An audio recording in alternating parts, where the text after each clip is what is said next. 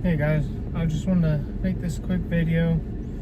There's a couple things I've been thinking about when it comes to new mechanics.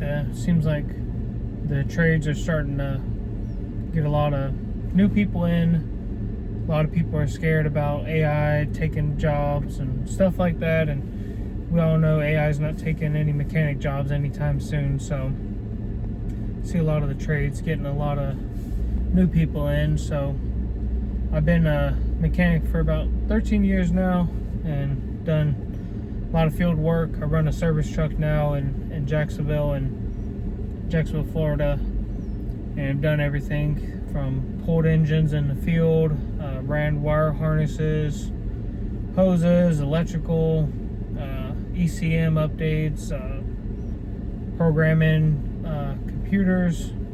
So got a little bit of experience, about 13 years, and there's a couple things I think will be helpful. I don't really have a script or anything, just kind of things that are off the top of my head. But one thing I was thinking about is the importance of focus when it comes to, if you're a new mechanic, you're coming in, you're trying to prove yourself. Well, you don't really have all the skills, you don't have all the special tools.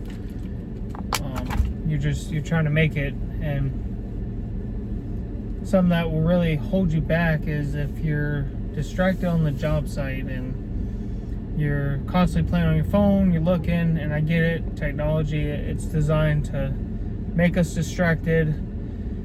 Sometimes you're thinking of stuff, maybe you've got an argument with your girlfriend, whatever the situation is.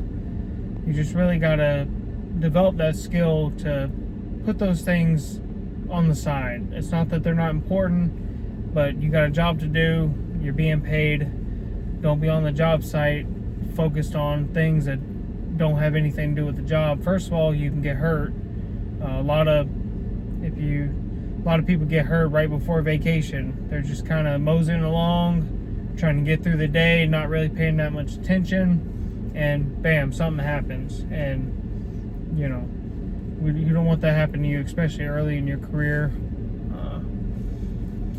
So really just put the phone on, keep your phone. You want important people to be able to get a hold of you, but you don't want to be distracted all day. I wear earbuds, AirPods, and we can listen to video podcasts. Nothing wrong with that if you're doing something simple like a hose swap or something. Make sure everything's safe, but you can listen to something as long as your job allows it. But you don't want to be too distracted, especially if you're trying to figure out a complicated electrical issue. I've had issues with programming before, and there's no way I can focus on the task at hand while listen to a podcast or something, or music. I just can't. So try to develop that skill.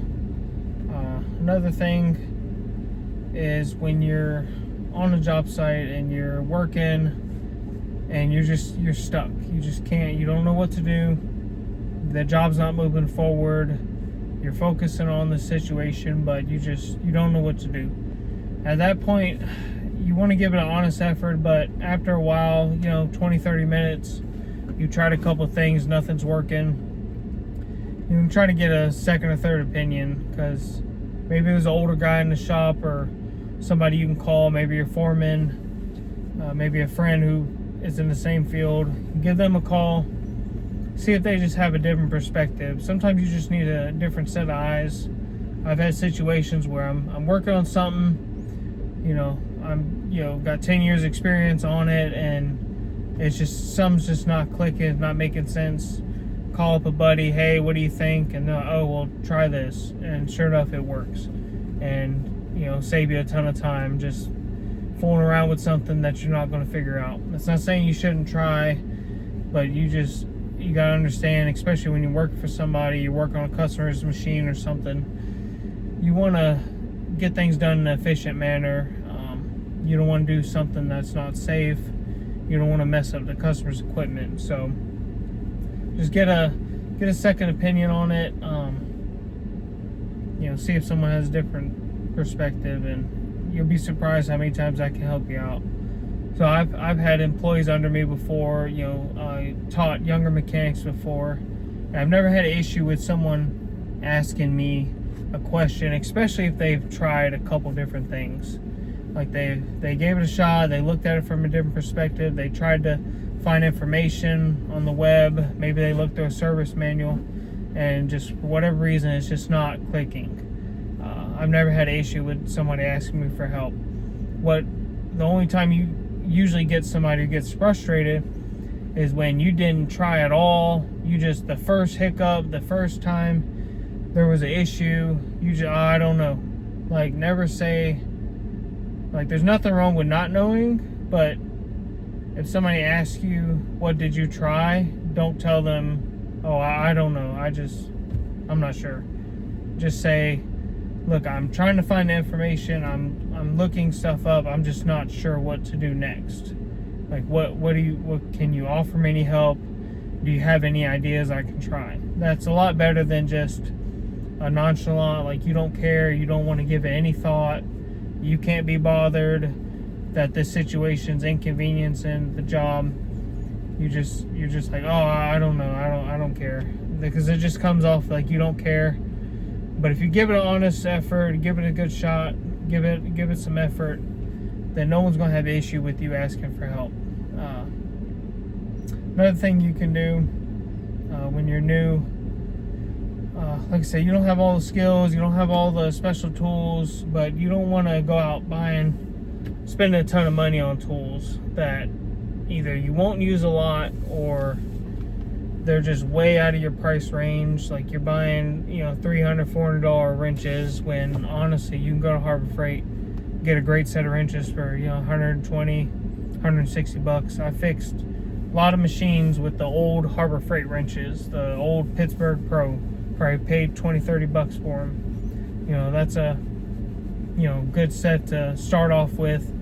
I don't use them now. I use the Milwaukees are pretty nice, the Carlisles, but even those, they're nowhere near as expensive as the top brands. So you don't want to go out buying a bunch of stuff. They're nice, and if I was rich one day, maybe I'll have a nice set of the Snap-on box filled with all the nice tools, but I'm just not in that situation right now. So impact sockets, Harbor Freight, Gray Pneumatic, what's the other one? There's a couple brands on Amazon. They do just fine. I've never broke one. I've used them to drive in bushings before. I mean, they work great, they're cheap, they break. You can usually order them individually on Amazon. I mean, nothing against tool trucks or anything, but most of us can't really afford to have those tools. And if you like them and you love them and they work for you, then that's great, good for you. So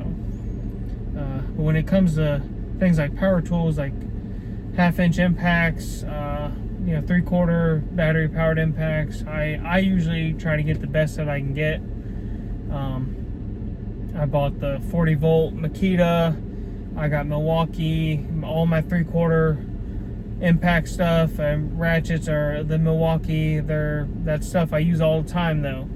So if you use that stuff all the time, definitely get a good brand. I really like the new Hercules stuff. I got a backup impact for them. Drill at the house, impact driver, circular saw. They seem to be really nice tools. Warranty's easy. You break one, you take it to Harbor Freight, give me a phone number, sign up for make sure Harbor Freight's got your phone number, and they can, if you're within that 5-year warranty, they'll get you a new one, and it's just an easy process. So like I said, guys, just not super structured, not a really organized video or anything, just a couple tips I've been thinking of, and I'll try to do some more of these. If you're an older mechanic or been in the field a little while, maybe drop some comments, maybe some tips for the young guys. It could be really difficult starting out. You're probably maybe thinking about starting a family, maybe getting married, maybe got out of school, maybe you did a AA and like a little college program or something, trying to start off making some money, and you get in there and there's not really, you got these corporations, they want to take advantage of everybody. They want to pay you the bare minimum, and they want the most work out of you. And it's just a reality. So there's a couple things you can do, and just trying to invest into the community myself, and maybe some tips that help me throughout the years. And I'll make some more videos, but hopefully you can get something from this video. I know it ain't the deepest thing in the world, but maybe it can help someone out there, and if it helped one person, then it's worth me filming it. So, but like this video, subscribe. I'll definitely be putting out more content like this.